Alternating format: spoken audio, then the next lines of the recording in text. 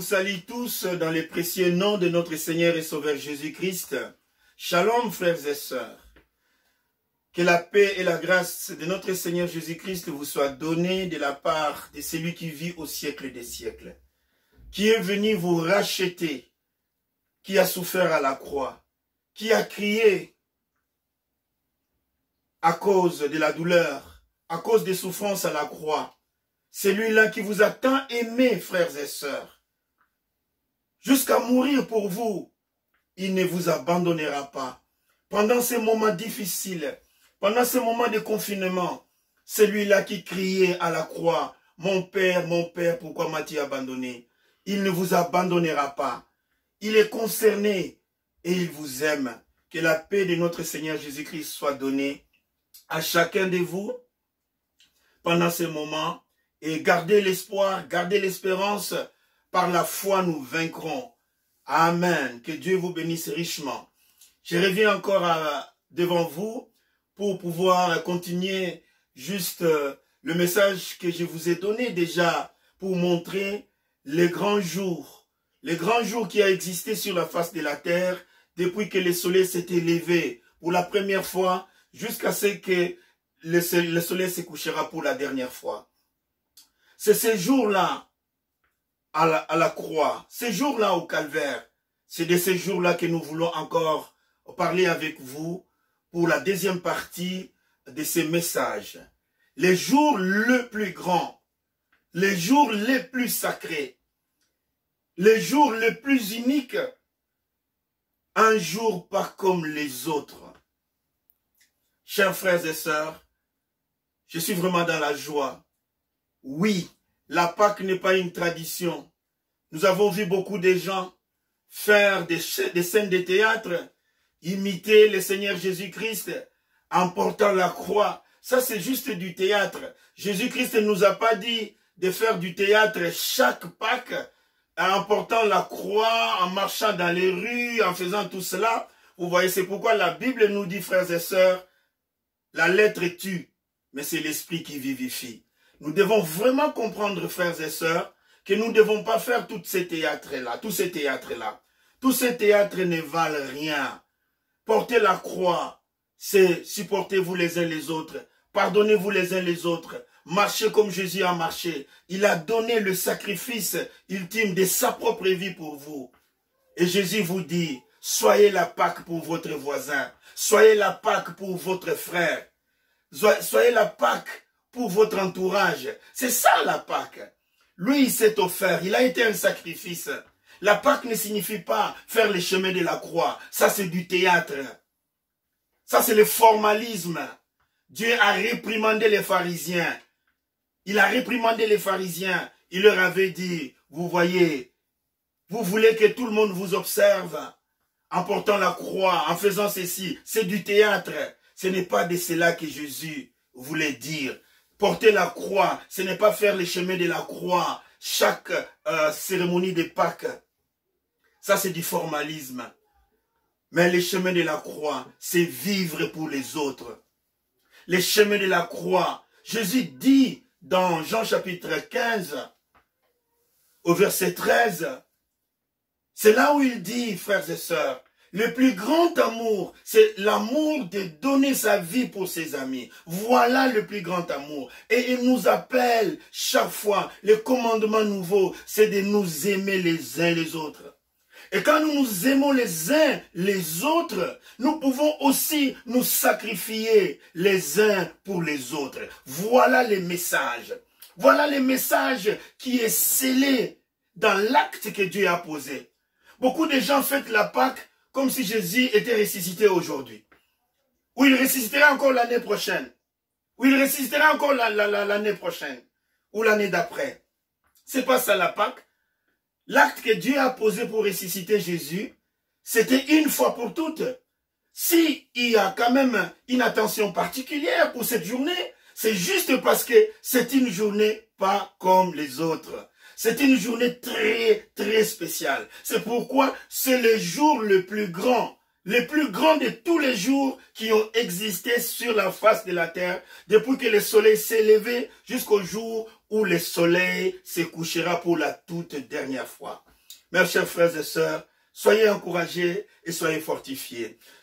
Vous qui êtes à la maison, shalom, que la paix soit avec vous. Vous qui suivez en ligne, partout, en Europe, en Allemagne, en Belgique, un peu partout, ici même en France, et les frères des États-Unis, selon le décalage horaire, ils nous suivront. Ils suivront cette vidéo qui sera une grande bénédiction. Les jours les plus grands. Vous voyez, gloire soit rendue à notre Dieu. Nous allons juste nous lever pour pouvoir lire la parole du Seigneur. Nous allons lire encore une fois dans les livres, l'évangile de Saint Matthieu, au chapitre 27.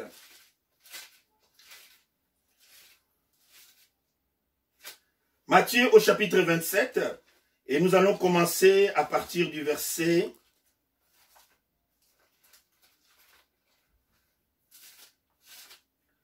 Matthieu au chapitre 27, à partir du verset 45.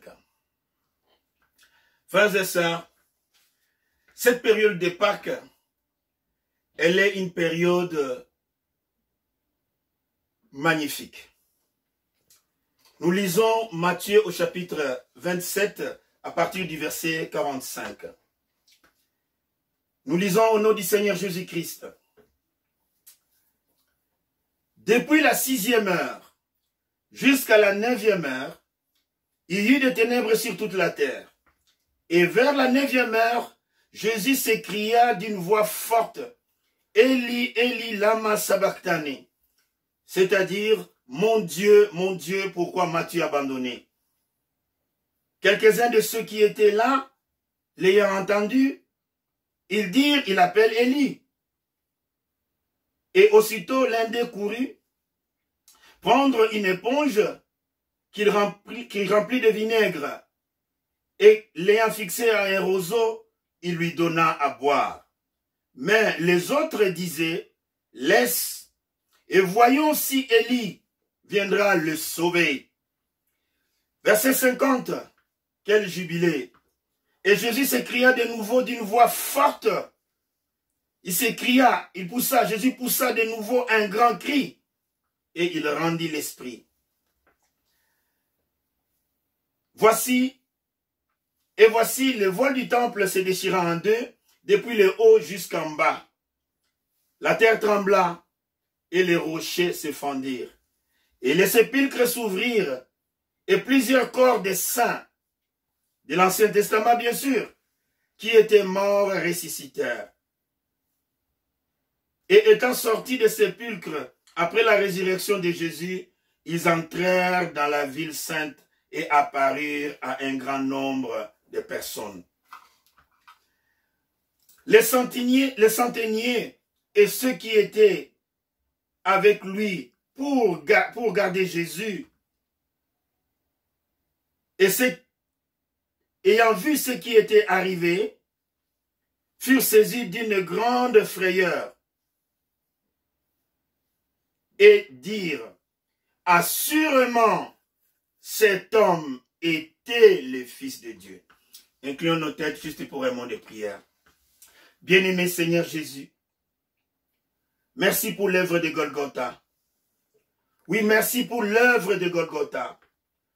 Nous te sommes très reconnaissants, Seigneur, pour cette œuvre de Golgotha. Et sur cette montagne de Golgotha, Père, tu avais prononcé une parole qui nous rassure. Tout était accompli. Et comme les psaumes l'ont annoncé, comme tu l'as dit, et nous le croyons, par tes meurtrissures, nous sommes déjà guéris. Et comme nous voyons dans les réseaux sociaux, on dit que Corona commence par C, la lettre C, et moi je vous dis, frères et sœurs, Corona, c'est un petit C. Christ a un grand C. La lettre C qui commence devant le nom de Christ. Mais Christ n'est pas venu seulement avec un seul C.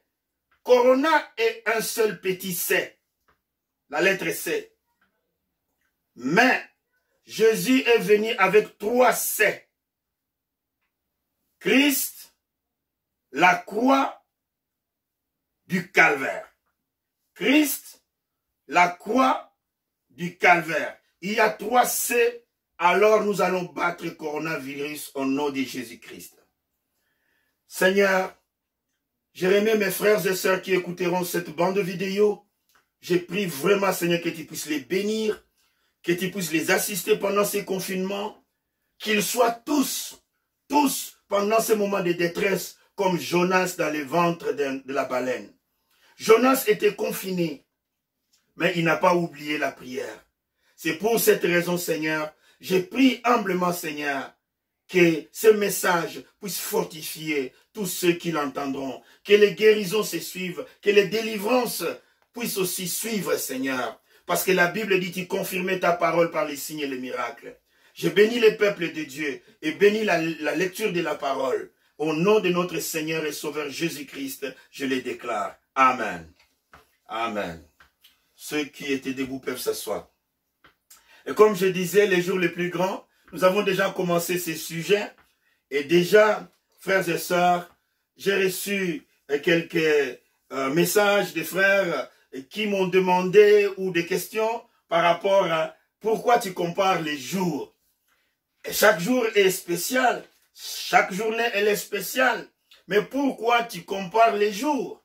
Est-ce que c'est bon de comparer les jours? Oui. Je ne suis pas le premier à comparer les jours. Nous allons lire un passage de la parole de Dieu où Dieu lui-même est mon exemple et il est notre exemple. Il a comparé un jour. C'est sur base de cela qu'à chaque question, une réponse.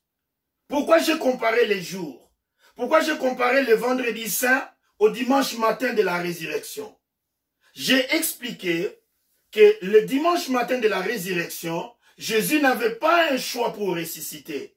Dieu avait programmé sa résurrection. Parce que la prophétie ne peut pas échouer. C'était ainsi dit le Seigneur. Dans 72 heures, avant 72 heures, Dieu va intervenir pour la résurrection. Donc Jésus n'avait pas un choix. Mais j'ai montré, comme je reviendrai avec la lecture, pour montrer exactement que Jésus avait un choix. Jésus avait un choix pour pouvoir boire la coupe et aller jusqu'à la croix ou ne pas aller. Parce que Dieu l'a laissé avec la situation telle qu'il était devenu un homme. Un homme qui savait que Dieu n'habitait plus en lui. Un homme qui était abandonné. Un homme qui était seul. Et cet homme seul devait décider pour moi. Cet homme seul devait décider pour toi. Cet homme seul devait donner sa vie. C'est pourquoi quand il était vivant, il a dit, personne ne m'ôte ma vie, mais je donne ma vie. Mais parce que j'ai confiance à mon Père, je vais reprendre ma vie, parce qu'il m'a promis la résurrection. Il m'a promis la résurrection, et mon Père ne mentira pas, il me ressuscitera. Mais moi, je dois décider pour mourir d'abord. Vous voyez, pour mourir, Jésus devait décider. Et je vais vous montrer cela par les Saintes Écritures. Nous allons lire toujours dans les livres de Saint Matthieu. Nous sommes dans le chapitre 26 de l'évangile Saint Matthieu.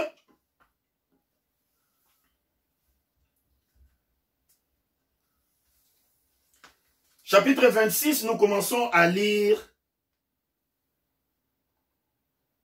à partir du verset 38. Et nous lisons la parole du Seigneur. Matthieu 26, verset 38. Il leur dit alors, mon âme est triste jusqu'à la mort. Restez ici et veillez avec moi. Puis, ayant fait quelques pas en avant, il se jeta face contre terre et il pria ainsi. Écoutez mes frères, la résurrection était programmée, mais voici un homme abandonné à lui-même qui doit faire un choix. Il priait en disant ainsi, mon Père, s'il est possible que cette coupe s'éloigne, vous voyez, que cette coupe s'éloigne de moi. C'était un choix à faire. Après, il revint. Il dit toutefois, non pas que ça soit ce que je veux, mais ce que tu veux. Au verset 40, il vint vers les disciples. Il trouva endormi. Et il dit à Pierre, vous n'avez pas pu veiller 1 heure avec moi. Verset 41, il dit, veillez et priez, afin que vous ne tombiez pas dans la tentation. L'esprit est bien disposé, mais la chair est faible. Verset 42, il s'inclina. Il s'éloigna, je voulais dire, une seconde fois, puis il pria ainsi. Encore une fois, Père, s'il n'est pas possible,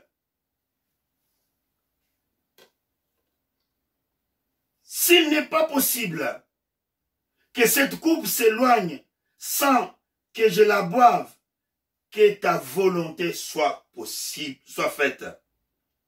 Et il revint et les trouva encore endormis.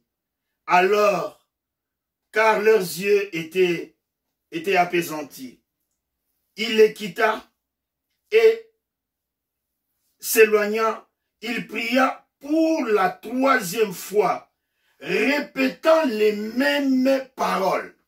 Frères et sœurs, l'homme Jésus devait faire un choix. Il était dans le combat intérieur, sachant qu'il devait céder, donner sa vie, mourir. Il a prié 3 fois pour demander à Dieu s'il était possible que cela se fasse autrement. Il avait une coupe, il avait une vision devant lui. Et dans cette vision, il voyait ton péché. Il voyait mon péché. Il voyait tous les péchés du monde entier.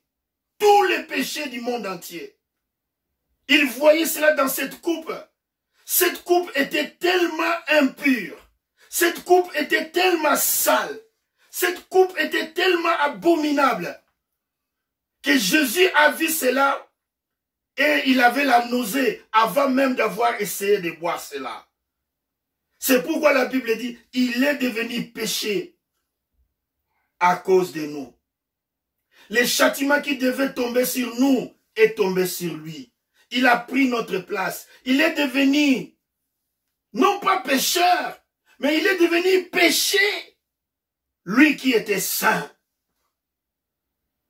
Il est devenu malédiction, afin que la bénédiction puisse venir vers nous.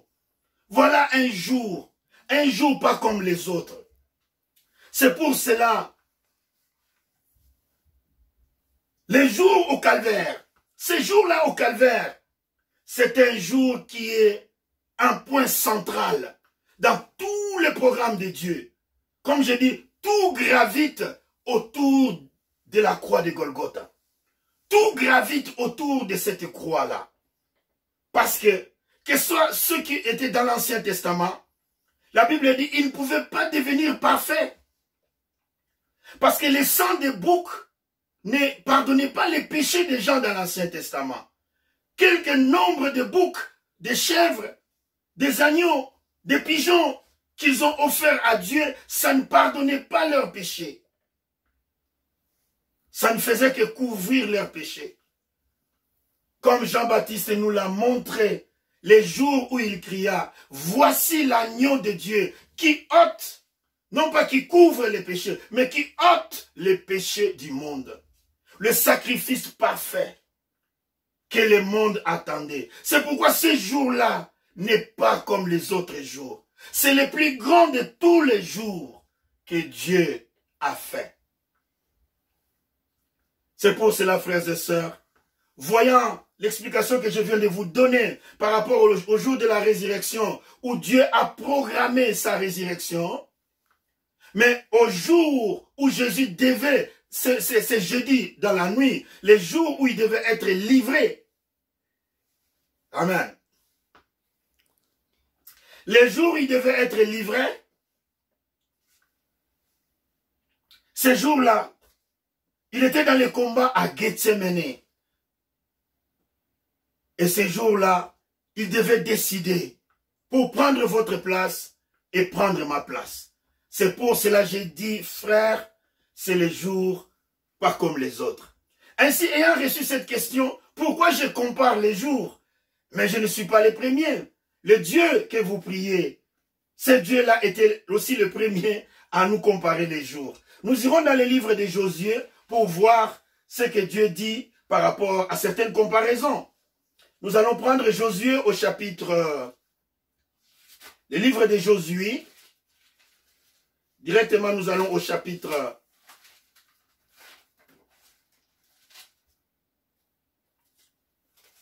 Nous sommes au chapitre 10 du livre de Josué.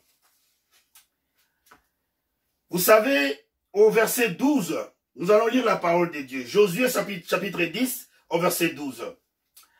Josué était le commandant en chef de l'armée de Dieu pour pouvoir finir la bataille et donner le pays aux enfants d'Israël. Alors qu'il était pendant la bataille, pendant cette bataille, le soleil commençait à se coucher. Et comme le soleil commençait à se coucher, Josué, voyant que ce n'était pas bon que le soleil se couche, sinon l'ennemi pourrait se regrouper, et que si l'ennemi se regroupait, alors ce serait très dangereux pour eux. C'est pour cette raison, il a fait une prière. Je lis la parole de Dieu, Josué au chapitre 10, verset 12. Alors Josué parla à l'Éternel, le jour où l'Éternel livra les Amoréens aux enfants d'Israël. Et il dit en présence d'Israël, soleil, arrête-toi à Gabaon, et toi lune, sur la vallée d'Ajalon. Et le soleil s'arrêta, et la lune suspendit sa course, jusqu'à ce que la nation eût tiré vengeance de ses ennemis. Cela n'est-il pas écrit dans les livres du juste? Le soleil s'arrêta au milieu du ciel et ne se hâta point de se coucher. Presque tout un jour. Verset 14. Il n'y a point eu de jour comme celui-là, ni avant ni après, où l'Éternel ait écouté la voix d'un homme, car l'Éternel combattait pour Israël. Amen. Je reprends encore. Écoutez ce que Dieu dit. Il n'y a point eu de jour comme celui-là, ni avant, ni après, où l'Éternel ait écouté la voix d'un homme, car l'Éternel combattait pour Israël. Amen. Dans cette circonstance, vous pouvez voir que c'était une journée exceptionnelle. C'était une journée exceptionnelle. Dieu avait totalement raison. Amen. Dieu avait totalement raison de dire que c'était une journée exceptionnelle. Et de là, nous voyons, frères et sœurs, que c'est quelque chose de très exceptionnel. Une journée comme celle-là, ni avant, ni après. Mais de quoi s'agit-il? C'est le jour où Josué, parce qu'il était sur son chemin de devoir, parce qu'il était en mission pour prendre le pays de Canaan complètement, Josué n'avait pas besoin de faire la prière. Il savait que Dieu était avec lui. Parce qu'avant d'attaquer Jéricho, l'ange est descendu. Et Josué s'était avancé devant cet ange et lui avait demandé, es-tu pour nous ou tu es contre nous? Alors l'ange lui avait dit, je suis le chef de l'armée de l'Éternel et je viens maintenant. Et Josué avait l'assurance que cet ange s'était manifesté d'une manière visible. Et cet ange était rentré dans l'invisible. Et cet ange était toujours là. Il n'avait pas besoin de faire la prière. il a prononcé la parole avec impératif. Et il dit au soleil, soleil, arrête-toi. Et lune, suspend ta course. Et cela fut ainsi. Mais la question est de savoir, cette journée ici, est-elle plus grande que la journée de Golgotha? C'est une question. Comme chrétien, étudiant de la Bible, cette journée où Josué arrêta le soleil pendant presque une journée, juste pour faire une guerre, pour éliminer ses ennemis, cette journée-là, est-elle plus grande que Golgotha? Non, mes frères. Non, mes frères. Cette journée, elle est magnifique. Cette journée, elle est grandiose. Par la bouche d'un homme, Dieu fit un miracle. Dieu fit un miracle. Dieu prononça la parole, ou l'homme prononça la parole, et Dieu obéit à la parole de l'homme. Le soleil s'arrêta et la lune avait suspendu sa course. La lune a suspendu sa course. Frères et sœurs, Dieu dit, il n'y a pas eu un jour comme celui-là, ni avant ni après, par rapport à un miracle que la nature puisse vous obéir. Amen. C'est par rapport à ça. Mais ce jour ne peut pas être plus grand que le jour de la croix au calvaire. Nous revenons encore une fois sur la journée, les jours au calvaire. Nous sommes toujours dans Matthieu au chapitre 27 et nous allons voir quelque chose de tout à fait particulier. Matthieu au chapitre 27 et nous allons lire la parole de Dieu.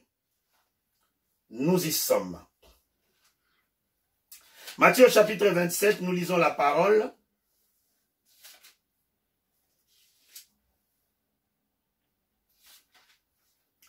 Maintenant, remarquez ceci. Quand Jésus était crucifié à la croix,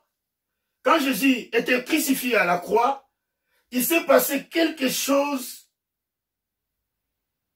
d'extraordinaire. Jésus n'a pas prié pour cela. Écoutez ce qui s'est passé. Verset 45. Matthieu chapitre 27, verset 45. Josué a suspendu la course du soleil. Josué a arrêté la course et la trajectoire de la lune. Mais ici, pendant que Jésus mourait, avant même que Jésus ait demandé quelque chose, la nature elle-même a obéi. La nature a obéi. Pourquoi? Parce que le Créateur, c'est lui qui dans la Genèse, avant qu'il devienne chair, sous la forme de l'esprit, sous la forme de la théophanie, c'est lui qui disait que la lumière soit, que le soleil soit, que la lune soit, que les étoiles soient. C'est lui-là qui était là au commencement, par qui toute chose est faite. Celui-là était en train de mourir à la croix. Il n'a pas prié. Il n'a pas prié. Mais la nature lui a obéi. Il n'a pas demandé à la lune de s'éclipser. Il n'a pas demandé au soleil de vider les lieux. Mais la Bible dit, depuis la 6e heure jusqu'à la 9e heure, il y eut des ténèbres sur toute la terre. Donc il y avait l'éclipse du soleil et de la lune, les deux à la fois. Et il y avait des ténèbres sur toute la terre. Écoutez bien, des ténèbres sur toute la terre. C'est un jour plus grand que le jour où Josué demanda quelque chose. Josué a demandé au soleil de s'arrêter. Presque une journée. Josué a demandé à la lune de suspendre la course. Presque une journée. Mais ici, Jésus n'a rien demandé. Parce que la nature elle-même lui obéit. La nature elle-même lui obéit. La nature a eu honte de voir son Créateur être crucifié, tout nu à la croix. C'est pourquoi le soleil, avant même que Jésus puisse parler, puisse dire un mot, le soleil s'est éclipsé. Oui, le soleil s'est éclipsé. La lune s'est éclipsée. Et il y avait l'éclipse de la lune et du soleil. Ils ont vidé les lieux. Ils sont partis loin. Et ils ont dit, nous ne voulons pas faire voir la honte que notre Créateur, tout nu à la croix, en train de mourir. Il y eut des ténèbres sur toute la terre. Quel jour, mon frère, quel jour, ma sœur. Depuis la 6e jusqu'à la 9e heure, il y eut des ténèbres sur toute la terre. Et vers la 9e heure, Jésus s'écria d'une voix forte, Eli, Eli, lama sabachthani, qui signifie, mon Dieu, pourquoi m'as-tu abandonné? Et quelques-uns de ceux qui étaient là, l'ayant entendu, ils dirent, il appelle Élie. Et aussitôt l'un des courut prendre une éponge qu'il remplit de vinaigre et l'ayant fixé à un roseau, il lui donna à boire. Mais les autres disaient, laisse et voyons si Élie viendra les sauver. Et Jésus poussa de nouveau un grand cri et il rendit l'esprit.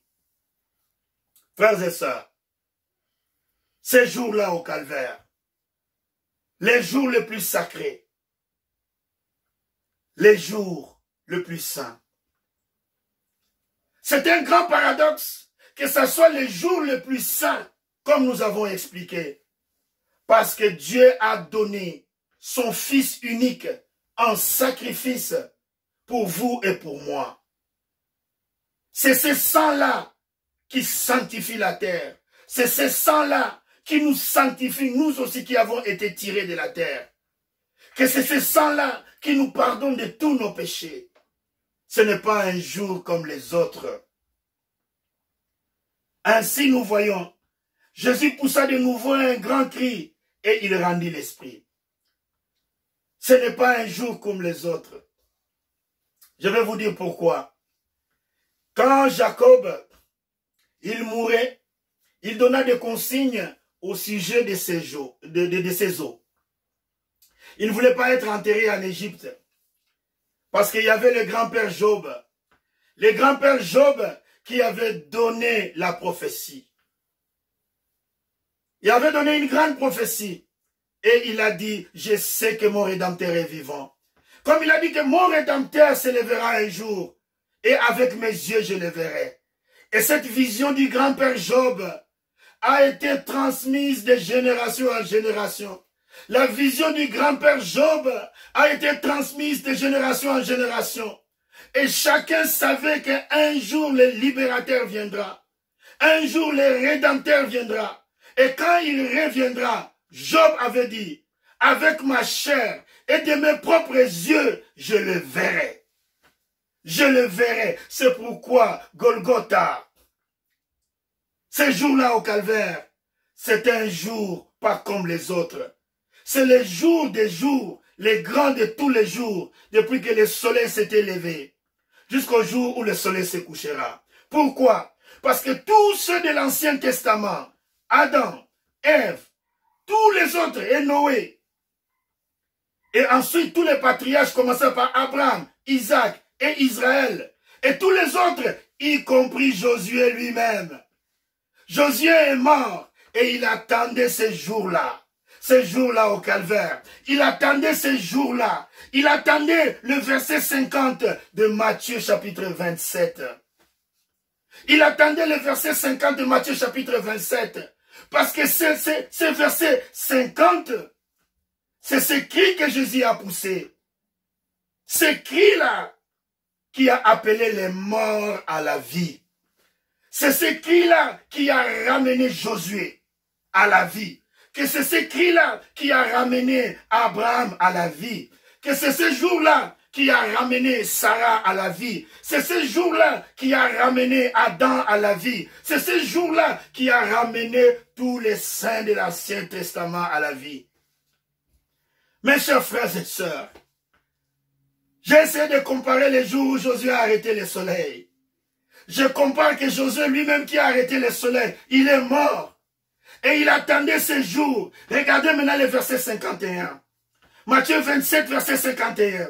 Et voici le voile du temple se déchirant en deux, depuis le haut jusqu'en bas. Et la terre trembla, les rochers se fendirent, et les sépulcres s'ouvrirent. Et plusieurs corps des saints qui étaient morts de l'Ancien Testament, Josué y compris, ils les ressuscitèrent. Et étant sortis des sépulcres après la résurrection de Jésus, ils entrèrent dans la sainte ville, Jérusalem, et apparurent à un grand nombre de personnes. Et les centeniers et de ceux qui étaient avec eux pour garder Jésus, ayant vu le tremblement de terre. Ce n'était pas un jour comme les autres. Il y eut d'abord l'éclipse. Le soleil s'est éclipsé. La lune s'est éclipsée. Il y eut un tremblement de terre. Les rochers se fendirent. Donc le ciel était secoué. La terre était secouée. Il n'y aura pas un jour comme celui-là. Ni avant, ni après. Oh mes chers frères et sœurs, gloire soit rendue à notre Dieu. Oh Seigneur, béni soit ton Saint-Nom. Et nous voyons là les centeniers et ceux qui étaient avec lui pour les garder, ayant vu ce tremblement de terre, et ceux qui venaient d'arriver, ils furent saisis d'une grande frayeur. Et ils dirent, assurément, assurément, cet homme était le Fils de Dieu. Mon frère, ma sœur. Cet homme, le centenier, il a conjugué le verbe à l'imparfait. Il n'a pas dit cet homme est le Fils de Dieu. Il a dit était le Fils de Dieu. Je ne veux pas que cela soit trop tard pour vous, mon frère et sœur. Je ne veux pas ces jours-là que vous disiez, oh, si je le savais. Oh, si je le savais. Aujourd'hui, frères et sœurs, c'est les jours, c'est les jours, c'est les jours, c'est l'opportunité. Vous êtes confinés. Parce que les fléaux s'abattent sur le monde. C'est le moment de faire l'inventaire de la vie. C'est le moment de voir quelle est la distance qui vous sépare de votre Dieu. Quelle est la distance qui vous sépare de votre Dieu? Est-ce que Dieu habite-t-il en vous? Vous voyez? Parce que normalement, il ne doit pas y avoir une distance qui vous sépare de votre Dieu. Oui, il ne doit pas y avoir une distance qui vous sépare de votre Dieu. Parce que Dieu doit habiter en vous. C'est pour cela, frères et sœurs, cherchez l'Éternel pendant qu'il se trouve. Cherchez-les, cherchez-les, il vous répondra. C'est pour cette raison, frères et sœurs, vraiment, je désire vous encourager pendant le confinement. Soyez comme Jonas dans le ventre de ces gros poissons. Soyez comme Jonas dans le ventre de la baleine. Et pour cela, encore une fois, soyez bénis. Soyez vraiment soutenus. Oh, que votre foi soit ointe. Et je prie que le sang de Jésus-Christ qui a coulé à Golgotha ces jours-là, que ce sang-là, encore une fois, soit sur les linteaux et les poteaux des portes de vos maisons, et que l'ange de Dieu lui-même, celui d'Apocalypse 10 au verset 1, puisse garder vos maisons, que le Dieu du prophète William Marion Branham puisse être avec vous, qu'il vous protège, qu'il vous garde. Corona a été vaincu à la croix, parce que Jésus avait dit ces jours-là, les grands jours, les jours les plus grands de tous les jours, il a dit tout était accompli. Amen. Et que Corona était vaincu. Soyez en paix et que le Seigneur Jésus-Christ puisse vous bénir richement au nom de Jésus-Christ. Amen.